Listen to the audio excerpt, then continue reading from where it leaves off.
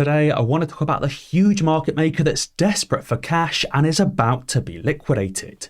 I also want to talk about how we're currently seeing more shorting right now in 2024 than we saw back in 2021. So stay tuned and let's make some money. So I want to dive straight in with the key information. So Bigham's tweeted saying Dougie, aka Doug Sifu, needs more cash. So you may have seen this press release the other day. I want to discuss what this article talks about and discuss what it actually means for Doug Sifu and Virtu Financial. So the article says Virtu Financial announces a proposed opportunistic private offering of $500 million of senior first lien notes due 2023. So what this article actually is and what a private offering actually is just dilution. It's the same thing as AMC or GameStop issuing shares to raise more cash. As a prime example, both AMC and GameStop have diluted over the last couple of years because they needed cash to avoid bankruptcy. Especially in AMC's case, they needed cash to meet the loan requirements or the covenant requirements of their loans. AMC has to have a certain amount of cash on hand at all times and obviously wouldn't want to run out of cash and face going bankrupt. So it seems Virtu Financial is in the position of running out of cash and desperately needing an additional $500 million to avoid running out of cash and going bankrupt. Now, firstly, this may sound very, very similar to what Citadel did a few years ago, as Citadel desperately needed to raise $400 million and actually did so quite a few times. I think Citadel first raised $400 million and then raised an additional $500 million on top of that. And it seems Virtu Financial is now doing the same. Now, on top of this, what's even more interesting is the time that Virtu Financial is issuing this share dilution. Most stocks, take GameStop for an example, try to dilute at the very tippy top price to obviously raise the most cash. For Virtu, that would have been back in April 2022 when the stock was trading nearly $40 per share. But right now, the stock is trading at nearly half that value. Clearly, Virtu is desperate for cash and can't wait for their stock to potentially go back up because they need that cash now. You'll also remember Doug Sifu is currently in a world of different problems as well, as he's currently being sued by his customers for giving away or selling trade secrets. As Eric Felling pointed out, he said the liquidity fairy needs some additional liquidity. Clearly, Virtu don't have the cash on hand to facilitate the creation of any more synthetic shares or to back the liabilities of those synthetics they're creating. So let's also talk about this GameStop short volume right now in 2024 versus 2021. So firstly, I've brought up the weekly chart for the GameStop short volume, and you can see here in 2021 there was 33.2 million shares shorted. Whereas right here in 2024, we're already seeing 46 million shares on the weekly chart. Looking at it on the daily chart, we're about on par right now in 2024 than we were back in 2021. On the 6th and the 7th of June, we saw around 46 million shares shorted, which is the same as that day on the 13th of January. So what this is showing me is that the shorts are currently throwing everything they have, including the kitchen sink, at GameStop to try and push the price down. They're shorting more shares right now in 2024, at least cumulatively over the last few weeks, than they did back in January of 2021. I also wanted to quickly go through one of the trades we had the other day in the Millionaire Mindset trading group on TPHS. So I posted in the pre-market saying TPHS has good volume here and it's made a run in the pre-market to 29 cents.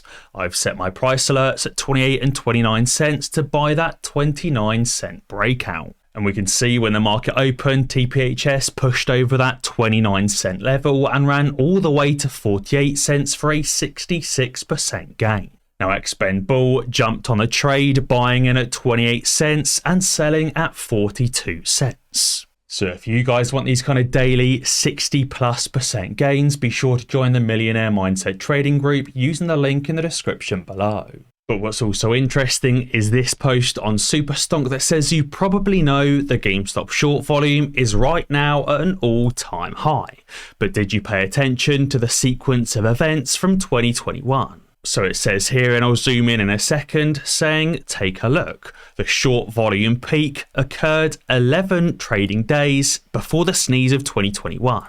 And 11 trading days from the 7th of June 2024 is the 21st of June, the same day Roaring Kitty's options expire.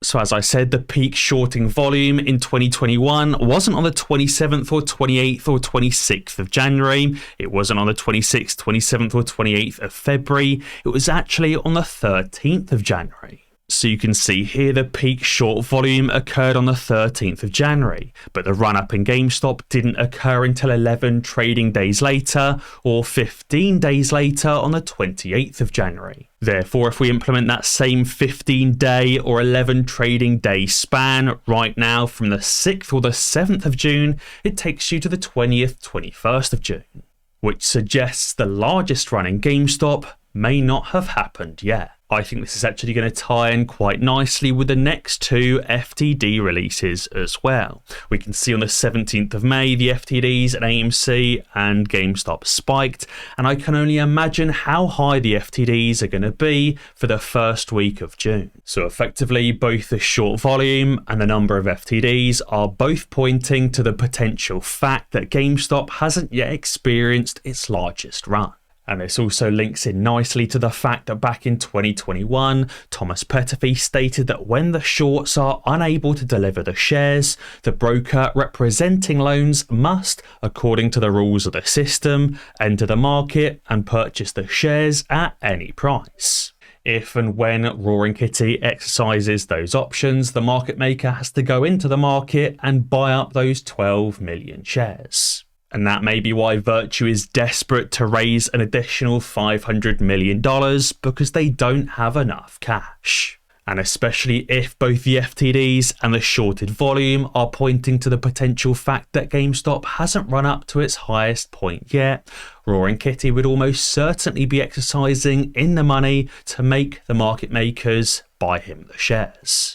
And he'd effectively be making those market makers buy him the shares at whatever the current price is, or the current price we set. This tweet also excellently explains how these short sellers can end up getting themselves into so much trouble by trading on margin or using leverage. So it says that Bill Huang of Archegos has said that gross exposure, the sum of its long and short positions, was $160 billion by March 2021 at Archegos Capital Management. Now, the interesting part is that Archegos Capital Management at its peak was only managing $36 billion in assets. So they were managing $36 billion of assets under management, but had total positions of $160 billion, a leverage ratio of 4.44 times to 1. And actually, as a prime example, we know that Citadel has a leverage ratio of 7.7 times to 1. So let's explain how Archegos collapsed and how the shorts can end up in so much trouble so easily.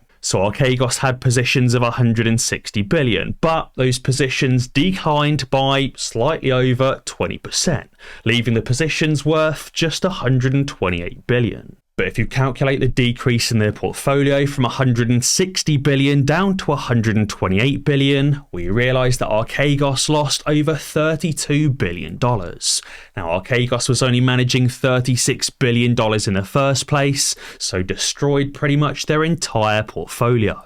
When they lost slightly more than 20%, they had officially lost their entire portfolio or their entire assets under management balance, and therefore received a margin call. At which point they were forced to sell off all of these positions and close out of all of those shorts for whatever it cost to close out and sell the shares and return the money to those banks. So this is how even a fairly small drop in their portfolio of say just 20% can wipe out an entire hedge fund. So guys, be sure to let me know what you think down in the comments below. And as always guys, be sure to ding that notification bell, because that way you'll be alerted when I upload a new video. Cheers.